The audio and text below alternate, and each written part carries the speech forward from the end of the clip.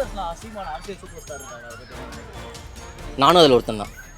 விவசாயிகளின் ஒரு super star. இவ்வளோ வருஷம் சீமான் அவர்கள் தனித்தே போட்டிட்டு வந்துட்டு இருக்காரு. ஓகே. அவர் அரசியல் எப்படி பாக்குறீங்க? அவர் பேசுற விஷயங்கள்ல உங்களுக்கு என்ன ரொம்ப பிடிக்கும்? மாற்றம் இருந்துட்டு தான் ப்ரோ இருக்குது. அவர் வந்து ஃபஸ்ட்டு இருந்த மாதிரியே இல்லை. ஃபஸ்ட்டு இருக்கும்போது அவரோட ஓட்டோட ரேட்டும் இப்போ அவருக்கு இருக்கிறதும் ரொம்ப டிஃப்ரெண்ட்டாக இருக்குது. இப்போ 8 சம்திங்க்கு வந்திருக்கிறாரு 1லேருந்து. அதுவே ஒரு பெரிய தான் சேஞ்சஸ் பெரிய தான். வளர்ச்சி நினைக்கிறேன். கண்டிப்பாக. ஆனா அவர் வந்து ரொம்ப குறை சொல்லும் வாய்கள் எப்படி பாக்குறீங்க? அவரோட அரசியல் சாத்தியம் இல்லை. அவங்களுக்கு புரிதல் தான் நான் நினைக்கிறேன்.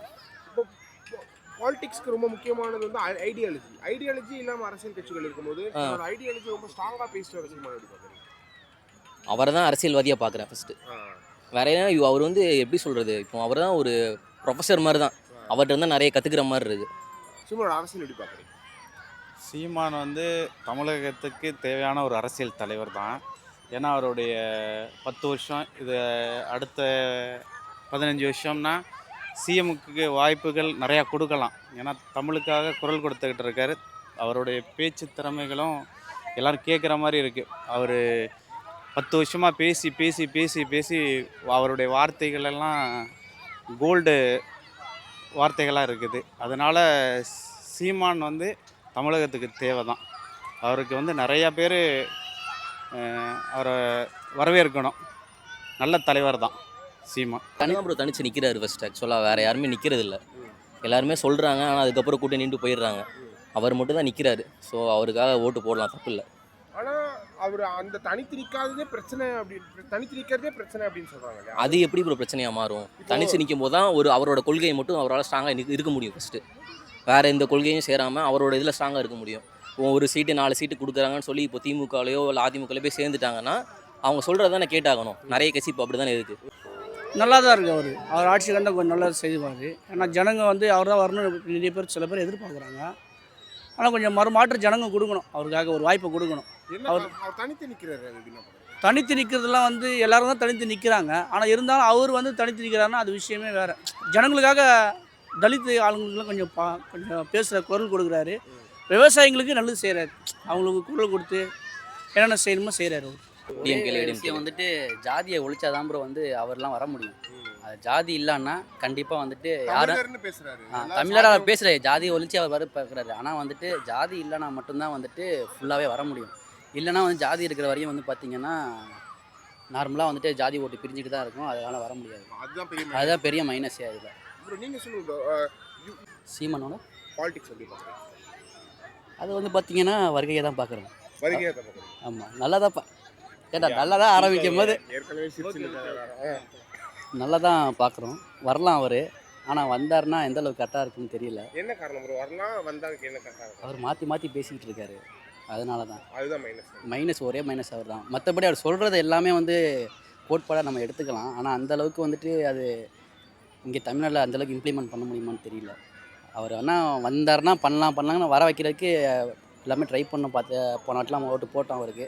ஆனால் செட் ஆகிற மாதிரி தனித்து நிற்கிறாரு. அவர் தனித்து நிற்கிறாருன்ற ஒரு மிகப்பெரிய குற்றச்சாட்டு வைக்கிறாங்க. ஒரு மேலே எப்படி பார்க்குறீங்க? புரட்சியாளராக இருந்து இன்றைக்கி தமிழகத்தில் வந்து தனித்து நிற்கணும்னு நினைக்கிறாரு. அவருடைய கொள்கையினால் அவர் தனித்து நிற்கணும்னு நினைக்கிறாரு. தமிழகத்தில் தமிழ் தேசிய கொள்கையை ஏற்றி யாரும் கூட்டணிக்கு வந்தாலும் ஏற்றுக்கிறேன். ஆனால் திமுக கூட கூட்டணி கிடையாது அப்படின்னு சொல்கிறாரு. ஆனால் மக்களை கேட்கும்போது கூட்டணி வைக்காமல் ஒருத்தரால் ஜெயிக்கவே முடியாது அப்படின்ற மாதிரி சொல்கிறாங்க. அது என்னோட வயசுக்கு அதுக்கு தெரியல. அதுக்கு உண்டான பதில் எனக்கு தெரியல. ஆனால் ஜெயிப்பாருன்ற நம்பிக்கை இருக்கா? நம்மளை மாதிரி இளைஞர்கள் ஒத்துழைச்சா சீமான் வந்து வர்றதுக்கு வாய்ப்புகள் உண்டு இன்றைக்கி இருக்க அரசியல் நிலவரத்தில்.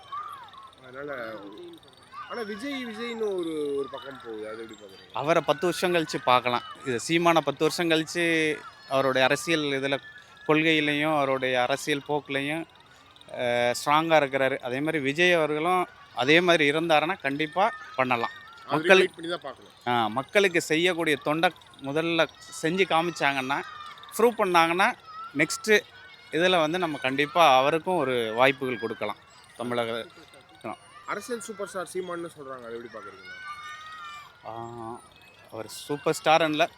இப்போது 8% வாக்கு வாங்கியிருக்காரு. விஜய்லாம் வந்துட்டாங்க. அதெல்லாம் தாண்டி அவரால் அடுத்து 5% வாங்க, ஒரு 12% வாங்க முடியும். இல்லை வரோம், இந்த வாட்டி அவர் வந்து வாங்குவார். என்ன காரணம் இப்படி கான்ஃபிடென்ட்டாக சொல்றீங்க? எல்லாரும் விஜய் வந்துட்டாரு, உடனே விஜய் சீமான் இல்லை அப்படிலாம் பேசுறாங்க. இல்லை அப்படி இல்லை, அவர் வந்து விஜய் இப்போ தான் வந்திருக்காரு அவர். ஆனால் அவருடைய எப்படி இருக்குன்னு நமக்கு தெரியாது, அவர் வளர்ச்சி எப்படி இருக்குன்னு தெரியாது.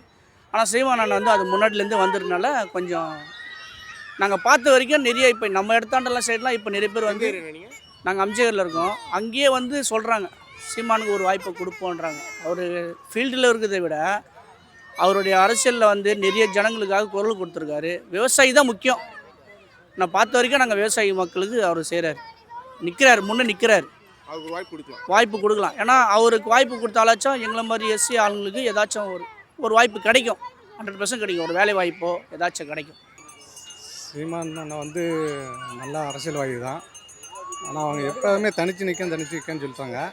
ஸோ அதுதான் நான் வந்து தமிழகத்துக்கு சரி வராதுன்னு நினைக்கிறீங்க. என்ன காரணம்?